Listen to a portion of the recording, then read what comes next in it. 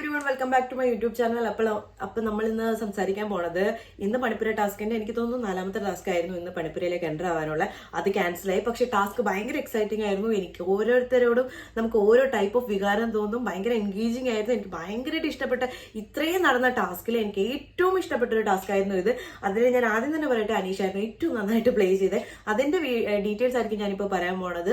അപ്പോൾ നേരെ നമുക്ക് വീഡിയോയിലോട്ട് പോകാം. അതിനു മുമ്പ് നിങ്ങൾക്ക് ഈ വീഡിയോ ഇഷ്ടപ്പെടുകയാണെങ്കിൽ please do like, share and subscribe.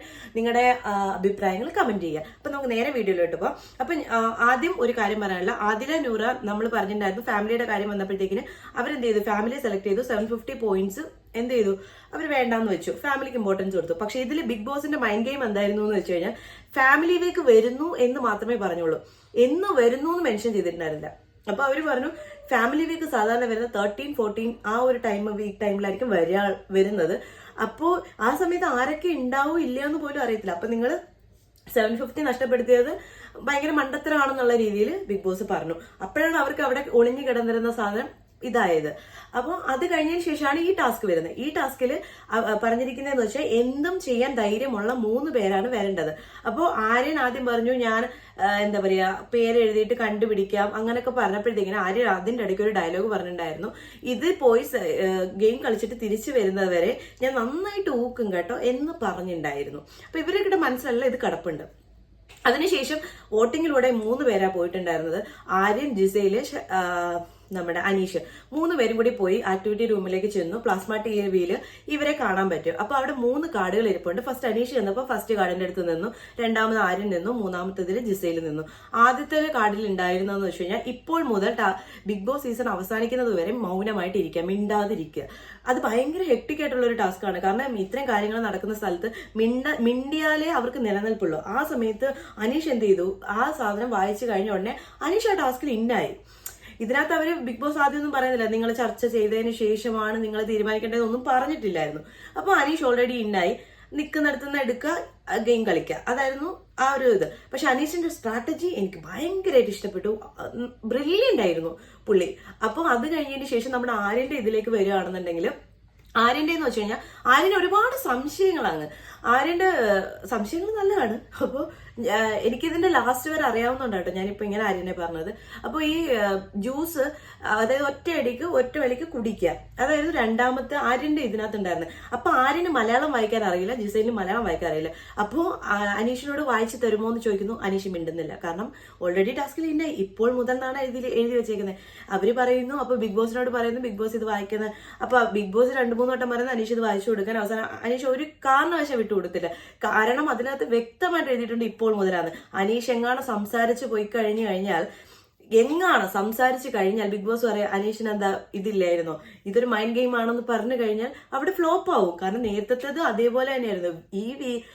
വരുന്ന വീക്ക് എന്നാ പറഞ്ഞ ഫാമിലി വീക്ക്, ഏത് വീക്കാന്ന് കൂടി പറഞ്ഞിട്ടുണ്ടായിരുന്നില്ല.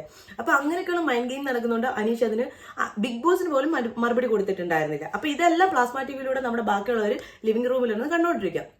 അപ്പൊ ഇവര് തങ്ങളിൽ തർക്കം വന്നോ, ഈ 1000 പോയിന്റിന് വേണ്ടി ഞാൻ മുടി മുറിക്കില്ല. അപ്പൊ ആര്യൻ ഉടനെ മറ്റേ നന്മമരമായിട്ട് നീ ഒരിക്കലും മുറിക്കേണ്ട, നീ പെണ്ണായ നീ മുറിക്കേണ്ട, ഞാൻ അവിടെ നിൽക്കാം എന്ന് പറയുന്നുണ്ട്. അതായത് സ്വിച്ച് ചെയ്യുന്നുണ്ട്.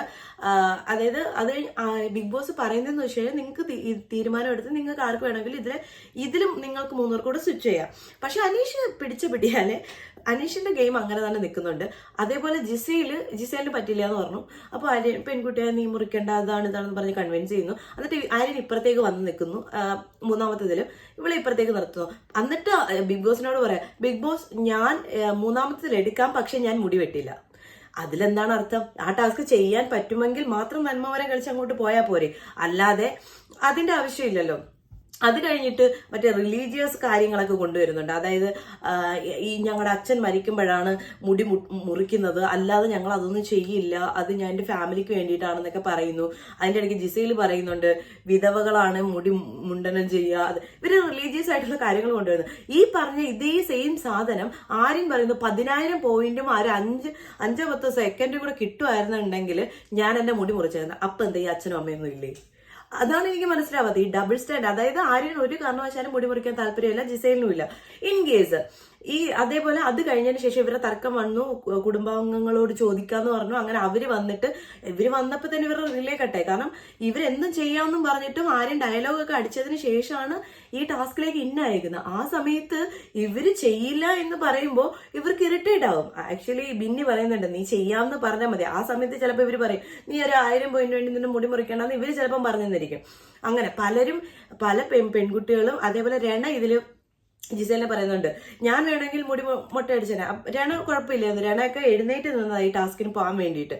അപ്പൊ അതിനെയൊക്കെ മാറ്റിയിട്ട് എന്ത് ടാസ്ക് എടുത്താലും ജിസേലും ആര്യൻ അങ്ങനെ ഒരു ഇതിലാണ് പോകുന്നത്. കാരണം അവരൊരു സ്പോർട്സ്മാൻ ആ ഇതുകൊണ്ട്. അപ്പോ അവരൊക്കെ റെഡിയാണ്, മുടി മുറിക്കാൻ ആണുങ്ങൾ റെഡിയാണ്. അതൊക്കെ സിമ്പിളായിട്ട് കാണുന്ന ആൾക്കാരുണ്ട് എന്നുള്ളത് ഇവർ പറയുന്നുണ്ട്. ആര്യൻ ഒരു വിധത്തിൽ സമ്മതിക്കത്തില്ല. നിങ്ങൾക്ക് വേണ്ടിയിട്ട് ഫുഡും ഒരു നേരത്തെ ഫുഡിനും ഇതിന് വേണ്ടിയിട്ട് ഞാൻ വെട്ടണോ, അങ്ങനെയൊക്കെ ചോദിക്കുന്ന ആർഗ്യുമെന്റ്സിലോട്ടങ്ങ് പോയി. പൊരിഞ്ഞ വഴക്കെന്ന് പറഞ്ഞാൽ പൊരിഞ്ഞ വഴക്ക്.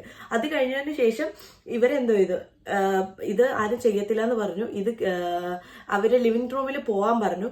പോയി കഴിഞ്ഞതിന് ശേഷം അനീഷിനെ കുറ്റം പറയുന്നുണ്ട്. അനീഷിനെ കുറ്റം പറയാൻ തുടങ്ങുന്നത് എപ്പോഴാന്ന് വെച്ച് കഴിഞ്ഞാൽ ഈ ടാസ്ക് ക്യാൻസൽ ആയി എന്ന് പറഞ്ഞതിന് ശേഷമാണ് അനീഷ് വാതുറന്നത്. അപ്പൊ അനീഷ് പറഞ്ഞു, ഞാൻ എടുത്ത ടാസ്ക് കൃത്യമായിട്ട് ചെയ്തിട്ടുണ്ട്. അപ്പൊ അക്ബറും അപ്പാനിയും കൂടെ അനീഷിന്റെ നേരെ ഭയങ്കരമായിട്ട് ദേഷ്യപ്പെട്ടാ ചെന്നുകൊണ്ടിരുന്നത്. അതിന് ഒരാവശ്യം ഉണ്ടായിട്ട് എനിക്ക് തോന്നിയിട്ടില്ല. കാരണം എന്ന് വെച്ച് കഴിഞ്ഞാൽ ഇവിടെ ഒരു ചർച്ചയ്ക്ക് നിന്നില്ല എന്നുള്ളതാണ് അനീഷ് ചെയ്ത തെറ്റ്. പക്ഷേ അനീഷ് മിണ്ടിയപ്പോൾ ഒരു സ്റ്റേറ്റ്മെന്റ് ഇറക്കുന്നുണ്ട്. ബിഗ് ബോസിന്റെ ഇതാണെങ്കിലോ കുറച്ച് ആൾക്കാർ ശൈത്യ പിന്നെ അവരൊക്കെ ഇരുന്നിട്ട് പറയുന്നുണ്ട്, ശൈത്യൊക്കെ ഇരുന്ന് പറയുന്നുണ്ട്, ഈവൻ ബിഗ് ബോസിന്റെ അടുത്ത് പറഞ്ഞിട്ട് പോലും ബിഗ് ബോസ് പറഞ്ഞിട്ട് പോലും അനീഷ് കേട്ടിട്ടില്ല. അനീഷ് അത് കേൾക്കാതിരിക്കുമ്പോൾ ബിഗ് ബോസ് പണി കൊടുക്കേണ്ടതാണ്, പക്ഷെ പണി കൊടുത്തിട്ടില്ല. അപ്പൊ അതിലെന്തെങ്കിലും ക്രൂക്കഡായിട്ടില്ലേ എന്ന് ഇവര് ചോദിക്കുന്നുണ്ട്. അപ്പോൾ അനീഷും വാ തുറന്നപ്പോ ഇത് തന്നെ പറഞ്ഞത്, മൈൻഡ് ഗെയിം ആണ്.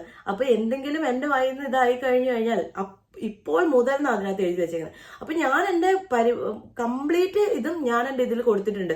അതായത് ബിഗ് ബോസ് സീസൺ അവസാനിക്കുന്നത് വരെ ഞാൻ മിണ്ടാതെ നിൽക്കും. അതിൽ ആക്ച്വലി ആ 3 പേര് പോയതിൽ 100% നീതി പുലർത്തിയത് അനീഷ് മാത്ര. ആര്യനും ഇവരും എല്ലാം സെൽഫിഷ് ആയിട്ടാണ് നിന്നത്.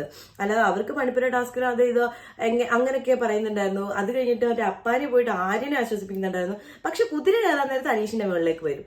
അനീഷ് കഴിഞ്ഞ ഒരാഴ്ചയായിട്ട് കുറച്ച് സൈലന്റ് ആയിരുന്നു, നോമിനേഷനിൽ പോലും വന്നിട്ടുണ്ടായിരുന്നില്ല. പക്ഷെ ഇന്നത്തെ സാധനം അനീഷ് കംപ്ലീറ്റ്ലി സ്കോർ ചെയ്തിട്ടുണ്ടായിരുന്നു. അവളെ മൊട്ടയടിക്കാൻ ഞാൻ സമ്മതിക്കില്ല. എന്തൊക്കെ ഡയലോഗായിരുന്നു എന്നറിയാമോ? അതേപോലെ അപ്പാന് ചോദിക്കുന്നുണ്ട്, ഞാൻ ചോദിക്കാൻ പറ്റും, സിനിമയ്ക്ക് വേണ്ടിയാണെങ്കിൽ നീ മൊട്ടയടിക്കുമോ? ഞാൻ അടിക്കില്ല എന്ന് പറഞ്ഞവൻ പിന്നെ കുറച്ച് കഴിയുമ്പോൾ മാറ്റി പറഞ്ഞു, സിനിമയ്ക്ക് വേണ്ടിയാണെങ്കിൽ ഞാൻ ചെയ്യും, ഇതുപോലുള്ള ഇതിനൊന്നും ഞാൻ ചെയ്യില്ല. അപ്പൊ ഡബിൾ സ്റ്റാൻഡ് ആയിട്ട് നിൽക്കാനും ആര്യന് അറിയാം. അതേപോലെ എല്ലാവരും തിരിഞ്ഞു, അതായത് ഫാമിലിയിൽ എല്ലാവരും തിരിഞ്ഞു. അതേപോലെ തന്നെ അഭിലാഷ് ഭയങ്കരമായിട്ട്, അഭിലാഷിന് പോകണം എന്നുണ്ടായിരുന്നു പല ഇതിലും. അപ്പൊ അഭിലാഷിന് പോകാൻ പറ്റിയിട്ടുണ്ടായിരുന്നു. അഭിലാഷ് പറഞ്ഞു, നിങ്ങളാണ് ഇവരെ ജയിപ്പിച്ചു വിട്ടത്, അവര് മാത്രം പറഞ്ഞിട്ട് കാര്യമില്ല. പിന്നെ അവനെയും ഭയങ്കരമായിട്ട് പറയുന്നുണ്ട്, എന്തൊക്കെ ഡയലോഗ് ഇറക്കിയിട്ട് ഇനി ഒരു ഇതിലും അവനെ പറഞ്ഞു വിടാനായിട്ട് നിൽക്കരുത് എന്നുള്ളത്. കാരണം അഭിലാഷിനൊന്നും കളിക്കാൻ പറ്റില്ല. അഭിലാഷും ഭയങ്കരമായിട്ട് വയലന്റ് ആവുന്നുണ്ട്, പലരും വയലന്റ് ആവുന്നുണ്ട്. ജിസേലിനെതിരെ അനു പറയുന്നുണ്ട്. നല്ല അടിപൊളി ഒരു ഗെയിമായിരുന്നു ഇത്, നിങ്ങൾ എന്തായാലും കാണണം. അപ്പോൾ ഇത്രയാണ് എനിക്ക് പറയാനുള്ളത്. അപ്പോൾ ഈ ടാസ്ക് മിസ്സാക്കരുത്, കാണണം. അപ്പോൾ ഇത്രയേ ഉള്ളൂ. Okay, by.